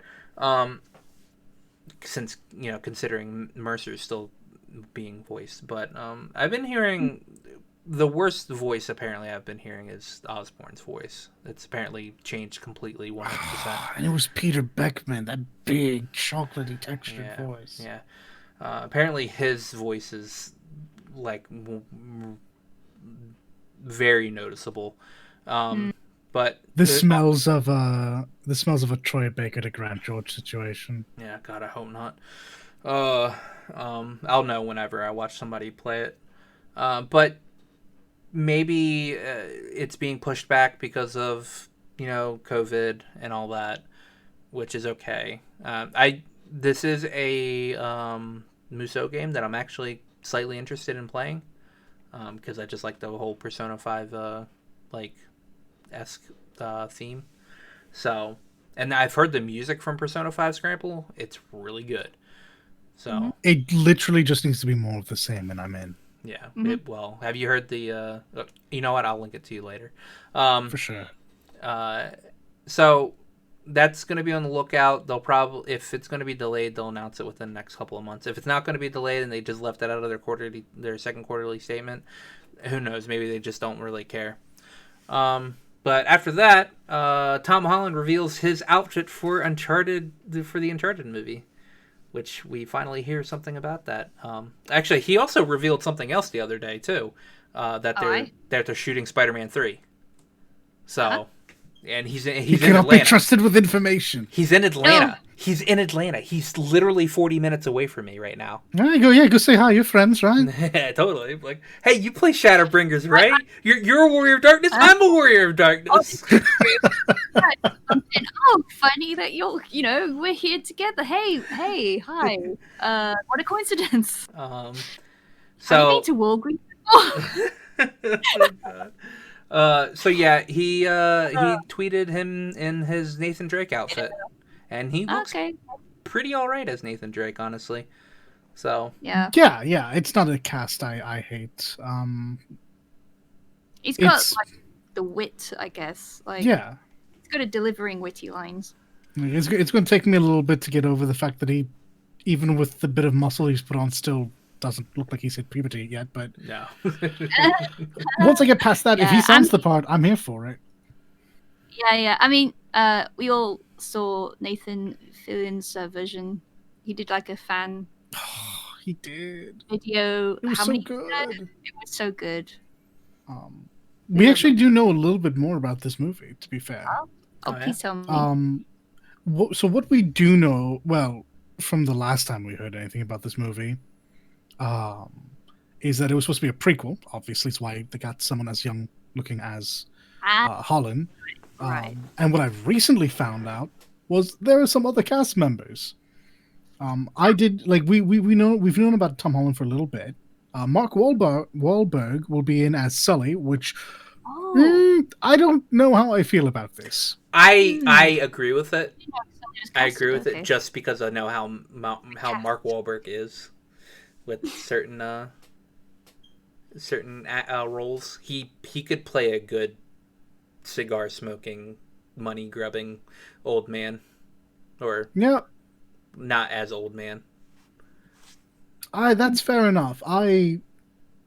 Marky Mark. Well, we'll see. Three other names attached to the project are Antonio Banderas, Sophia Taylor Ali, and Tati Gabrielle. Damn, those are pretty good names, actually. Oh, No. I know. Actually, here he posted on his Twitter like a video of his appearance. I mean, he's just not got white hair. Yeah, it'll be a younger Sully. Yeah. Yeah, this will be him with his black hair slicked back, and he'll still be in the game. Instagram he posted a photo, a video. I don't know actually, because I really like how he delivers lines. Yeah, he's a pretty good actor. He is like. Hold on. I'm immediately going to call you out. Marky Mark has an issue of being 50-50 on his roles. He's either the I don't know. perfect cast to comedy, it. he's all right. Yeah, he's either the perfect cast to it, or when he's bad, he is atrocious. Okay, well, Hey man, he's still a better actor than Johnny Depp. well, okay. All right, put your toys down, please. But yeah, I can't wait to see more of this movie. It's been in I guess production for a couple of years now. This is kind of weird to me because this is a movie based on a game, based on a different game, based on a movie. This is Uncharted the movie based on Uncharted the film, based on Lara Croft Tomb Raider, based on Indiana Jones. Yeah. This is wild. Like, theoretically, this movie should be amazing because it's just an Indiana Jones flick. Mm-hmm. So, Can't wait. But obviously, so, like I said, he also tweeted the other day that he's in Atlanta and he's starting filming for Spider-Man 3. So I'm Right. guessing that means the Uncharted movie is in post-production now? I would have to be, right? Yeah, strict schedules and all that. So yeah. God, I wonder what his workout routine was because Peter's so tiny and his Nathan looked bigger. Well, Not like hyper jacked, but bigger. we're just going to have a buff Spider-Man now. I mean, I can guess it wasn't fun. That's all I'm saying. Dude, he had to train to become more of a warrior of darkness, man. it's true. It's true. Yeah. Gotta bench that couch. Yeah. So a key visual for DMC5 released the other day, and it looks really nice. Yeah, it sure does. And not only that, but ray tracing will not be on the Series S for the special edition. This doesn't surprise me. The Series S still strikes me as a horrible investment. Yeah, it is a horrible investment. It's Like it is not the way to go. and and I don't even think ray tracing is going to be in the basic like the special edition anyway on the Series X, because the Series X isn't able to do ray tracing right off the bat. They still have to like input that into the system. That's genuinely news to me. I didn't know that. I thought it came ray tracing ready. I don't think it's ray tracing ready, and that might just be for Halo though. I'm not 100% certain, but Halo's been pushed back to anyway. But I know I've heard rumblings that ray tracing. I think ray tracing for actually a lot of games on the Xbox period is probably not going to be there right off the bat. While everything on the PS5 that says it's going to have ray tracing will have ray tracing right off the bat. But the Series S specifically for DMC5 Special Edition will not do ray tracing, and I just don't understand why Microsoft didn't just do what Sony did and make a discless Series X version. Like this I agree. mid-console next generation crap is just going to stunt any development for it, because not only do developers have to develop for the Series X, but they have to develop for the Series S. That's an extra console that they have to develop for, and it's just ridiculous. I mean, like, what is development of that like? Do you just up-res the previous generation game? And what happens when you stop making previous generation games? Do you continue making previous generation games just for the sake of putting it on the S? That's exactly what I'm like trying to figure out. Like, are they going to develop for the Series X and then just downgrade, or are they going to develop for the Series S and then upgrade? Oh, you really don't want it to be the latter. Yeah, you don't want it to that'd be be the latter. bad. Like, it has to be the former, otherwise Xbox fans are getting fucked. I think Xbox fans are just getting fucked anyway. There's Get a PC, guys. Force Game Pass to get better on the PC. There's no. I mean, okay, so if you're gonna get an Xbox, like, get a Series X, but I see. I don't condone the Game Pass and then PC, because there's not many games for PC Game Pass. Oh, like I said, force them to make Game Pass on PC better. Yeah, absolutely. Which they should be doing anyway. There's honestly. actually some rumors, because apparently the heads over at Xbox, like Phil Spencer and them, were talking. Apparently, had like a chat with Gabe Newell this past week. And I heard this rumblings through a couple of podcasts that I listened to. There's a chance, and this rumor is like 0.000001%, like anywhere near being true, that the Series X later on down the line might just be a Steam box. That's wild to think about. I don't know how people would be able to develop for that, but I guess it would just be, it wouldn't be as hard to get a Steam game to work on a console anyway. So funny. I'm not sure that's true, because console games are notoriously, by and large, still awful on PC. So it just sounds like you're sending an awful port back to consoles now. Oh no, the shit will crash like out the wazoo, unless they developed specifically for allowing you to pull from Steam. But I don't know. I heard that through a couple of different podcasts that I was listening to. So take that with a grain of salt.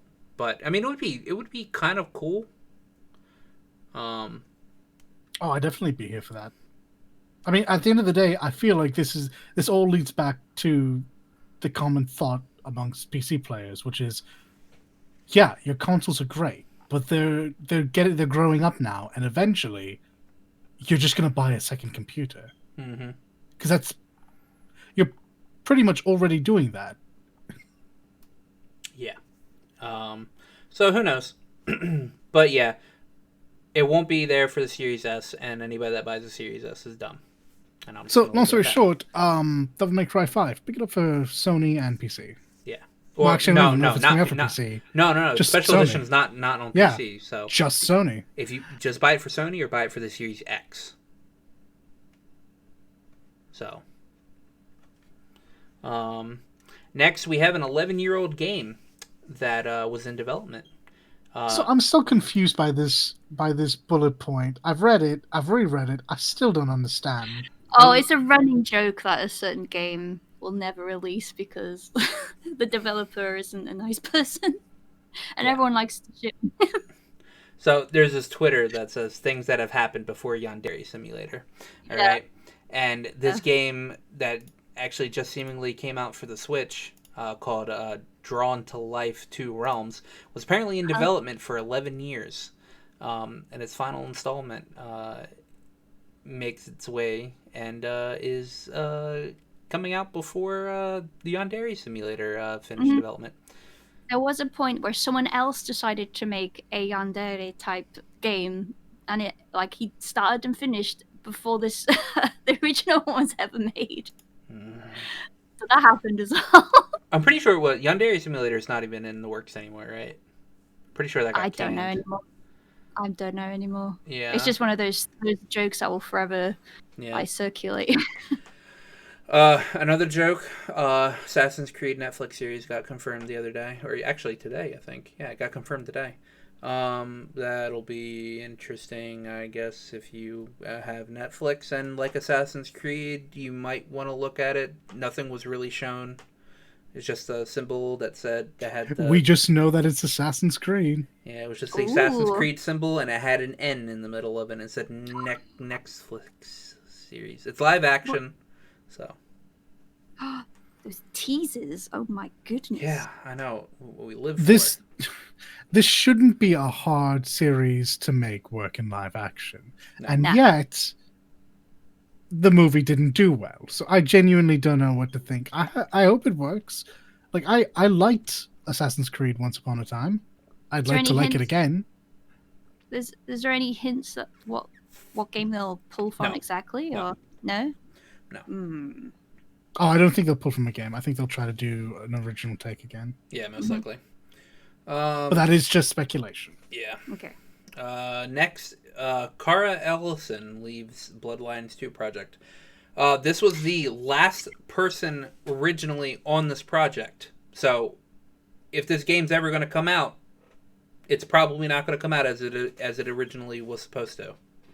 Gosh, yeah, I do wonder because they were really pushing it when it was first announced, Mhm. and the trailer and that was really interesting. They even had the people who were playing a tabletop version, Vampire the Masquerade, LA by Nights folks. I love them. Hello, notice me, senpai. But yeah, no, they were also promoting Edakishi and all were promoting Bloodlines.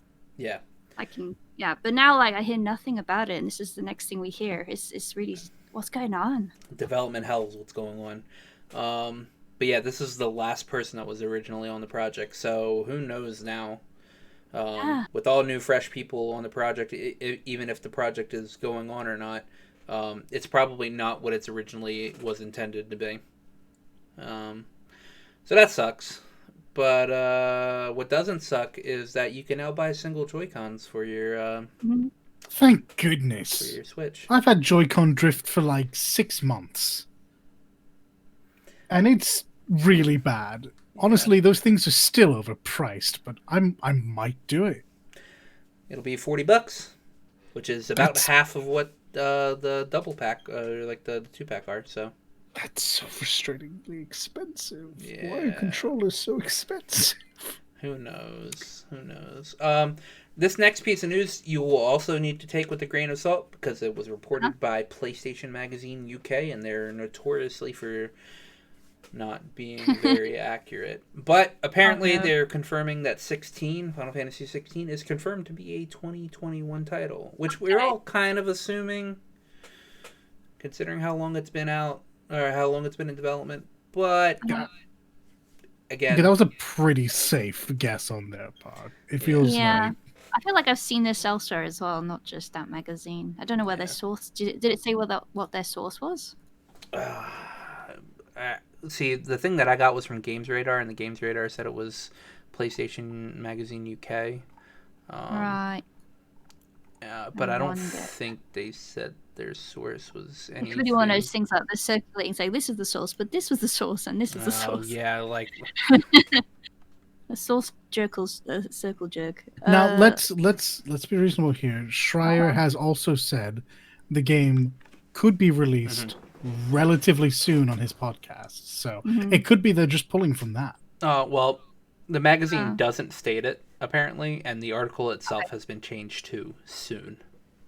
Oh, oops. So. Oh, there you go. So either maybe some misinformation came out, or some information that wasn't supposed to come out came out. So who knows? I can't imagine the idea of it's coming out in 2021 would get it taken down. Though maybe because of who they are, they had to. Yeah, I don't know. But there is supposed to be a teaser site coming up in the next couple of days. Supposed to be at the end of October. So we are at the end of October. So we'll be able to see some new information for that come out. Can't wait to see that. So here's some hilarious news coming up. I'm going to start this with saying Jeb Bush streams on Twitch. Streams some Among Us on Twitch. That's hilarious because AOC also streamed on Twitch the same day with better results. Oh, infinitely better results. She's well more in tune with the community. It was fun. I need to go back and actually watch that stream and see how funny it was, because I assumed it was pretty funny. I watched a bit of it because I know a couple of the people. Let me rephrase. I am familiar with a couple of the players because this was the offline TV house. Oh, it was? It was with her. Yeah. Okay. Shenanigans ensued. People were marinated to their detriment. I got to watch AOC play the role of imposter, which was wild. Yeah, it was a fun celebrity appearance on the offline TV group. I don't expect her to stream too much more often. I don't expect her to be very successful on Twitch. Exactly. I mean, I'd imagine she'd be a fucking awesome imposter. Like, she took down the Facebook CEO so bad. Like, she slaughtered like someone. What's his Mark Zuckerberg? Yeah. Figuratively now, people. Figuratively. Yeah, figuratively, yeah. He might as well have. I think he died during when she was questioning him. Yeah, and his brain, he probably died. That was just funny because she announced it earlier that day that she was going to do that with offline TV, and then Jeb Bush decided, hey, I could do that too, and then got like nobody to watch him. I don't mean to rag on Jeb Bush. I'm sure he's a person, but what was he doing? Anyone who knows him as a politician knows he's one of the most boring people on the planet. And boy, oh boy, that didn't translate through to his stream. They'd have had a better chance of getting Paul Ryan to do it, honestly. Goodness gracious. I want Bernie Sanders to freaking stream. Just imagine that. Jesus. I am once again asking you to watch my stream. On Bernie Sanders I am once again asking Twitch.tv. you for an emergency meeting. But that was We need a double kill. What are you doing? No. Healthcare for no one. Everyone dies. Everyone dies. Oh, God. Oh, I've heard of like rants and stuff. He could really go at it. I would love to see him stream. He is a young man trapped in an old man's body. Seriously, I swear. holy heck. He, let's see, AOC, I had an article here. She got like 400,000 fucking people watching her that night. Oh, it was a record-setting night. Yeah, it was.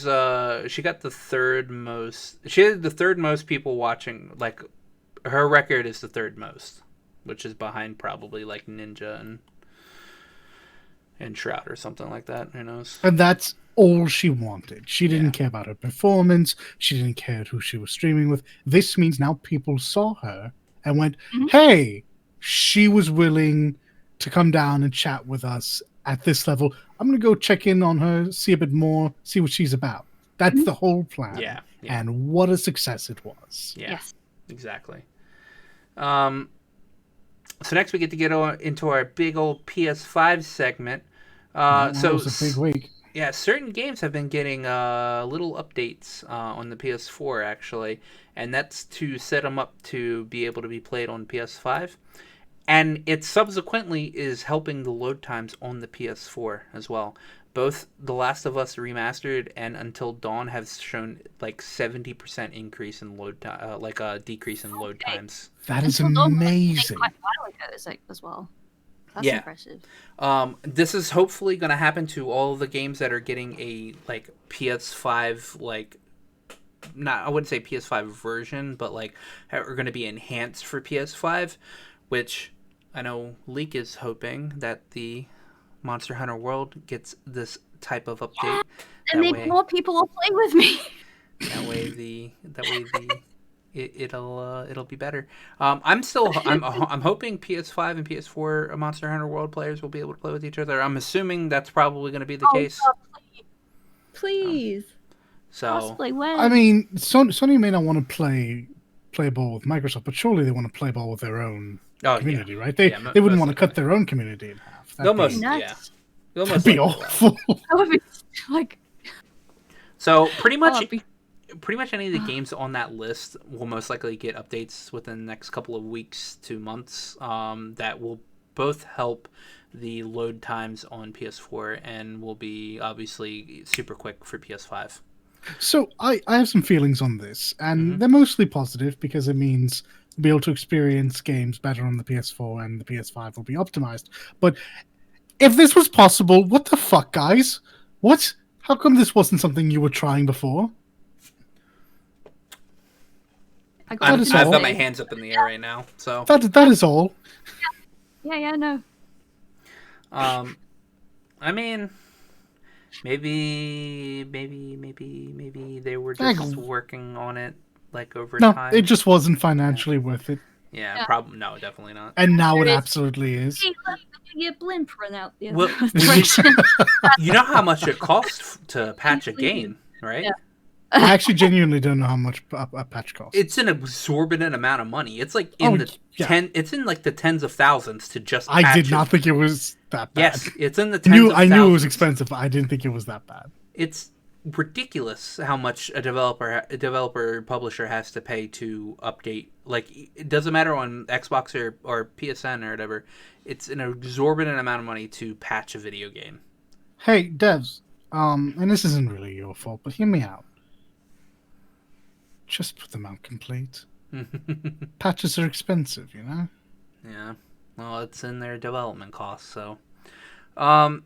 So there's a $70 game coming out with the PS5. It's called Destruction All Stars. It's already being confirmed to be on PS Plus in February. So do not buy this when the PS5 comes out.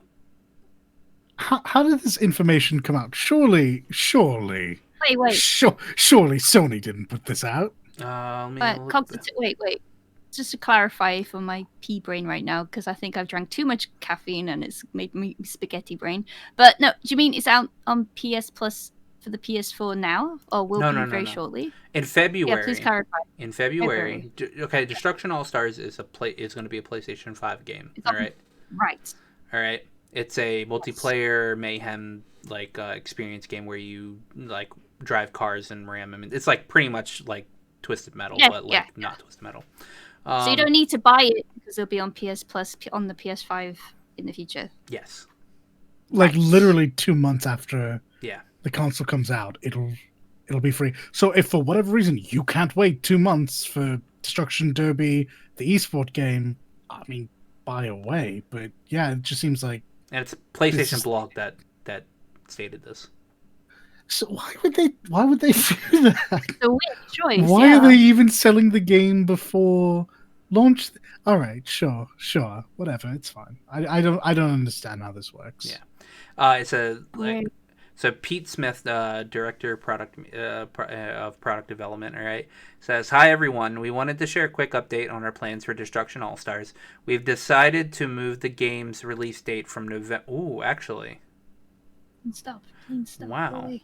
They New information. they actually moved so the release date was supposed to be in November, and it is now going to be in February 2021, where it will just be included for 2 months in PlayStation Plus. There we at no go. additional Now it cost. suddenly makes sense. Yeah. Okay. So they're doing a Fall Guys thing. Right. Yeah, and it'll be the right way to do it. Yeah. Grab a bunch of people at first. Anyone who misses out then has to buy it. Cool. All right. Suddenly it makes so much more sense. Yeah. So after the 2 'Cause- months, you'll have to buy it if you didn't already grab it for PS Plus. All right. Yeah, this makes way more sense than announcing a game to come out for free 2 months after your release date and just ruining your release window. Yeah. It's mainly because it's not a $70 game. This game is it's just a multiplayer game.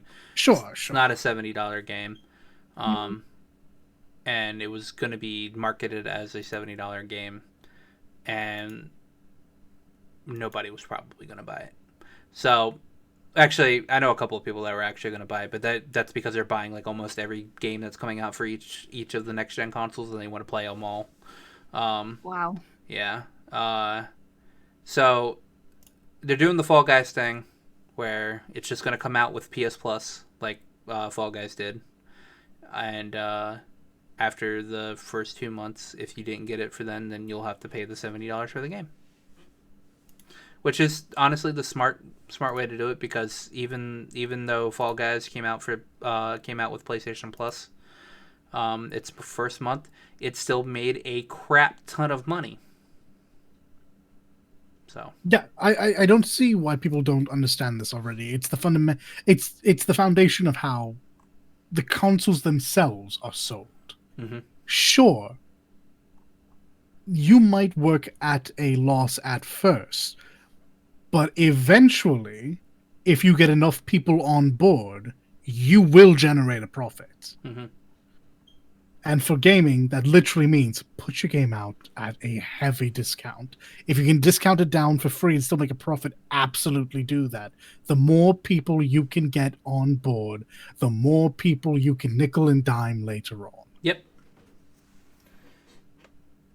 Monetization, sorry, microtransactions is still bad though. Yeah, they are very bad. So I saw, this was funny when I first read the header for this, because I was just like, how is that even possible? But the fan for the PlayStation 5 will get online updates as the console goes on, as new games come out. I also like had to a read this 2 or 3 times. So like a driver up fan. The hard. Yes, because when games are being developed, they're not being developed with like every type of testing in mind, and that includes the speed at which the fan needs to be running for that specific game to not make the system overheat. So like as games release, there will probably be patches where the fan where there will be a setting that gets put into the code for the fan for that specific game. So it'll run at that specific rate because that's what the fan needs to be run. And that honestly, that's really cool. They can just patch a fucking speed rate for your fan for your console like that. I assume all your hardware specifications are probably monitored by Sony to some degree or another anyway, so Yeah. at least they're using it for a purpose that's going to make a difference potentially. Yeah, I thought that was really cool. Like I said, when I first saw it, I was like, how the hell are they going to do that? And then I read it and I was like, oh, that's really great. cool. I was just convinced I misread it for like the first 2 times I read the headline. No. I'm just relieved that you can actually look after the PS5. You can take it apart and clean it and everything. You got these patches as well to improve performance. That's good. Yeah. It's really easy to take apart, and I can't wait to get my hands on one and just like take the top off just to look at it, and then hopefully find somebody that has a 3D printer and make my own top. Well, there will be official ones. We found out this week. Friends of the channel who don't know they're friends of the channel, Layman Gaiman, got their hands on the PS5 in a Australia production, and one of the things mentioned was, those are replaceable, and there will be support for that. Nice. Yeah. Custom. I'd like to have a custom one. But exactly, if there's first party ones, that means there will be third party. Oh yeah. I can't wait to see them. I got my they're hands gonna be on. really nice. I got my hands on third party ones for my PS3. So after having a generation of PS4 that's not really customizable at all. You had to do some very specific ordering for that. Yeah, this will be really nice. So the PS5 pre-orders are right, as scuffed as they were by Sony just saying, "Hey, you're going to be able to pre-order, the next day." The pre-orders for the PS5 have outpaced PS4 pre-orders in a matter of like days. Yeah, I'm actually not surprised to hear this. I think we have finally hit the sweet spot, and I don't think this will be a hot take, but where like the prime gaming generation is on their feet financially, and what you're seeing is, they're buying their stuff. No longer are they waiting for Ma and Pa to buy it for Christmas. No, they pre-ordered it themselves. Mm-hmm. They did say that there are going to be supply issues. Oh yeah, absolutely. Don't think there's any great surprise to hear that. And that it's going to be really hard to find PS5s to order within like just for over the next couple of months going into winter. This is going to be really hard for people to get like consoles like this for Christmas. They should have. If they wanted it for Christmas, it's too late now. Yeah, that's what I'm saying. It's gonna be really hard. I know every like other week they're coming up with updates saying that we've got some more PS5s and people can like pre-order them, but they're like immediately going out of stock. So Sony sold more PS5 consoles in the first 12 weeks than the PS4 pre-order sales in the United States. Period.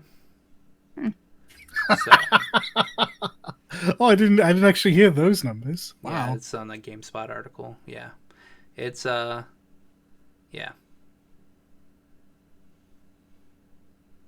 Oh wait, so actually, hold on. In the first 12 hours of the PS5 being pre-ordered, it sold more than the first 12 weeks of the PS4 pre-order sales in the United States. So 12 hours, it like is just ridiculous. A lot of people. That goes on with the percentage of how many people are getting the PS5 over all the other consoles. So, is this trend the same with the new Xbox Series in comparison to its old? Nope. No. Okay. Nope. Okay. No. No. Nowhere, so what's this about automatically recording a video when you get a trophy? Okay, so you know how when you get a trophy on PS4, it automatically takes a screenshot of you getting the trophy. I have so many black pictures with the trophy in the corner. Yeah, exactly. Now the PS5 will record a video. It'll just probably be a short 5-second video of you doing whatever you did to get the trophy, like just the ass end of it, all right, and then you getting the trophy. So you'll be able to like upload that to Twitter or something and be like, hey, look at me, I got this trophy. Yeah, I think for the trophy hunters, it'll be really good. I think for me, myself, if I have a PS5, I'm going to I'm 100% going to delete those all the time to save space. Oh yeah. I just hope there is a way to switch that off, because I also prefer not to fill my console with videos and images. I think there might be a way. There's 100% going to be a way. Yeah, I assume there will be. There's no way that they'll. Folks, I will get the discless version. You got like a limited amount of save space, even though it's quite a lot. Let's see. Kind of funny. Greg's Miller shows the achievement function. It doesn't state whether you'll be able to turn it off or not. But I mean, It's a safe assumption. Yeah. And it probably won't take up too much space anyway if you're able to do it. It'll probably. No, I imagine not. Like I said, it was something I was willing to go in every so often and just manually take care of. As you stated, like Layman got their hands on the PS5 this week, and a couple other places got their hands on the PS5 this week. This console is fucking huge. It's so big. Yeah. You It's did a side comparison with the controller and stuff, yeah. it's not only just so I saw people take it and put up against a PS4, put it up against a PS3, put it up against a PS2, put it up against a Series X. This thing just towers. It's literally it's a skyscraper. It's all just internal cooling. Yes. Which you'll update. Which will be updated, yeah. It looks really good, and not only that, the face coverings and the controller, if you zoom in on it, Yes, it's all embossed with X's, O's, triangles, and squares.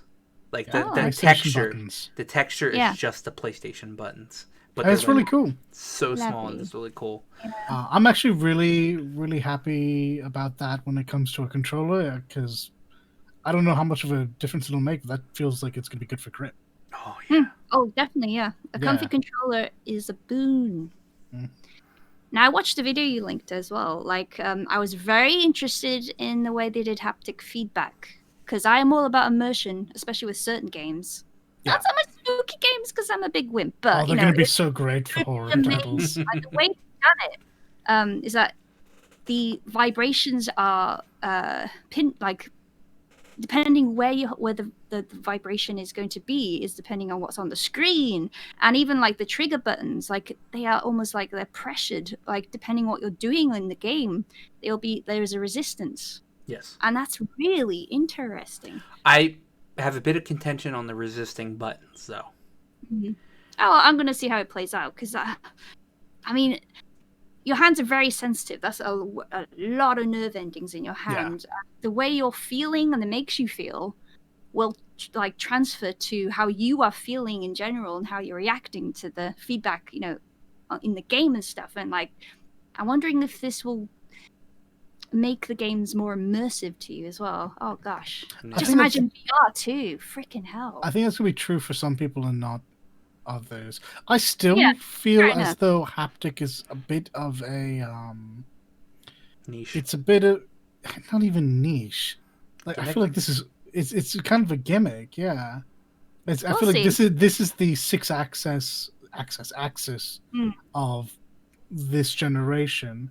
Mm-hmm. And I wonder how long it is before we'll see developers not want to dig too deep into. Yeah, it does all come down to how the developers use this. Exactly. Games, of course. Yeah. So the thing I have, my contention about the resisting triggers is that a lot of people intensely play shooter games, all right? And a lot of shooter games have this thing where your gun can jam. And if you're super pressing on your triggers really hard and there's resistance, there could be a chance your trigger breaks. Yeah, I'm assuming they will work this and, they'll consider this. Because, I mean, even the controller itself is pretty damn chunky. Yeah, hopefully. I mean, they have... I do wonder how, I mean, like, for example, the Switch, there was some issue with the hardware, like, breaking because people were using it essentially, and like the analog stick was breaking, that kind of thing. I think 3DS and that had the same issue. Mhm. Controllers, yeah, they better make this durable. Well, I've been hearing that the controller is really light though for the Really? PS5. Yeah.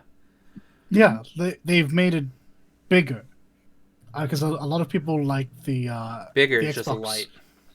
Yeah, like, a lot of people like the Xbox controllers. I've never been a fan myself, but I definitely understand like wanting that full handful of controller feel.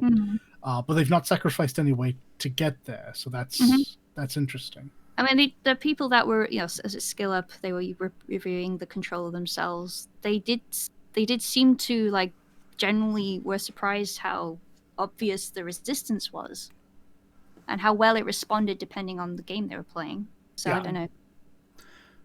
We'll know when we get our hands on it, if we ever get our hands on it. Yeah, it is always down to the general public because they have a knack for finding new things. Yes, they or do. breaking new things. I don't know. A bit of our last thing, which is really funny, and we just found this out like, not but like 2 minutes before starting the recording.